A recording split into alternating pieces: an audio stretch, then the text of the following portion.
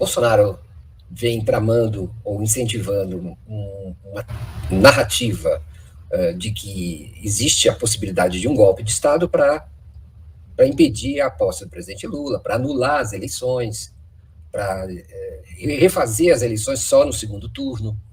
Vem incentivando bloqueios nas estradas, acampamento e uso de território militar por manifestações golpistas. Tudo isso parece conformar uma espécie de ofensiva do bolsonarismo, né, sobre as instituições e sobre, vamos dizer assim, o ritmo da política brasileira. O meu artigo diz que, ao contrário, nós estamos presenciando, testemunhando a decadência do bolsonarismo como força política capaz de nuclear uma rebelião, uma insurreição e um golpe. O que nós estamos presenciando o bolsonarismo ameaça o Brasil. É uma espécie de time da Sérvia, sabe? Uma seleção da Sérvia. A gente teme muito o que possa acontecer, mas na hora do jogo, o Brasil é mais forte e a seleção da Sérvia não se revela tão assim ameaçadora. O Bolsonaro faz uma espécie de caminhada para a extrema-direita, ainda mais radical do que aquela que ele manteve durante o seu governo. Se alinha a essas forças, digamos, desestabilizadoras, golpistas, que são, eu tenho a impressão, mais restritas do que a frente que o apoiou. Vários setores, inclusive do bolsonarismo, não concordam. Esses eleitores não estão dispostos a questionar a validade do resultado das urnas. Às vezes podem até ter suspeitas, mas isso não os leva a querer dar um golpe de Estado, impedir a posse do vencedor, questionar o resultado. Então, o Bolsonaro, de certa maneira, acelera a sua decadência justamente quando o jogo já está jogado, quando o resultado já está definido, quando não há mais o que fazer.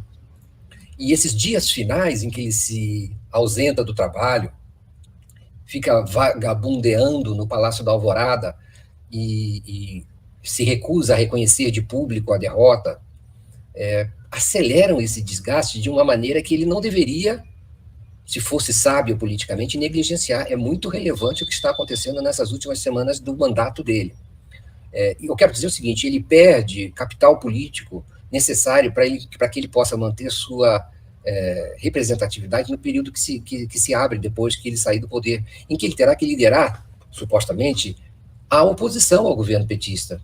E certamente terá também que atrair outros antipetistas, que não são exatamente bolsonaristas, que não comungam exatamente das ideias fascistas, mas que se opõem ao governo, ao petismo, ao governo do Lula e ao governo eleito.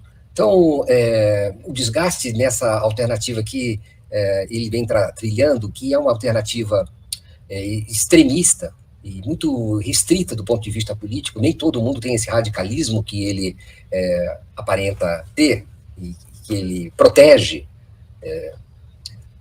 compromete o futuro político do Bolsonaro.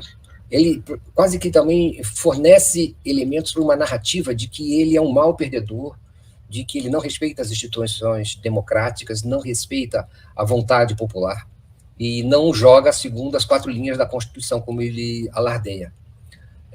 Isso vai ser cobrado no futuro, e eu creio que já vai ser cobrado agora, logo no período posterior. Ele abre o flanco para que surjam novas alternativas na direita, que não sejam tão radicalizadas. Isso se soma ao fato de que ele fracassou na manutenção do poder.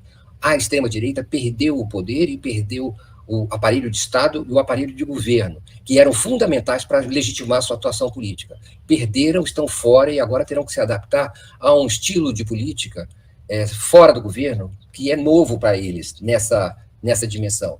Será que o bolsonarismo resiste a trabalhar de forma lenta, gradual, na organização de uma vertente política que seja aglutinadora e que tenha sucesso? O Bolsonaro já não conseguiu formar um partido. Fica uma questão a respeito do futuro da sua participação na política brasileira como alguém que possa, digamos assim, polarizar e ser representante do conservadorismo, ou se você quiser, do fascismo, que ele defendeu ao longo do seu mandato. Eu tenho a impressão que se aproxima, vamos dizer, por esse desgaste, se aproxima ainda um agravamento da derrota. Ele aprofunda a sua derrota nesses últimos dias. Isso é um comportamento, Gisele, desesperado é uma resistência a reconhecer que fracassou, a fazer o luto por essa derrota, a sentir a tristeza e a tentar aprender com os erros que cometeu. Não há qualquer manifestação nesse sentido. Ele até, de certa maneira, aqui repete as práticas políticas do Donald Trump nos Estados Unidos, que foram agora duramente punidas e derrotadas nas eleições de meio de mandato recentemente ocorridas, quando o trumpismo sofreu uma séria derrota, e essa derrota tem a ver com a maneira como ele é visto hoje em dia pelo eleitor americano, por parcelas importantes do eleitor americano, que, apesar dos fracassos do Joe Biden, optou por derrotar o adversário do Biden, que é o Donald Trump, vendo nele um perigo maior. É o mesmo que vai acontecer no Brasil nas próximas eleições. O anti-bolsonarismo, se ele ainda resistir a isso, será visto como uma facção extremista, próxima do terrorismo, do golpismo e antidemocrática.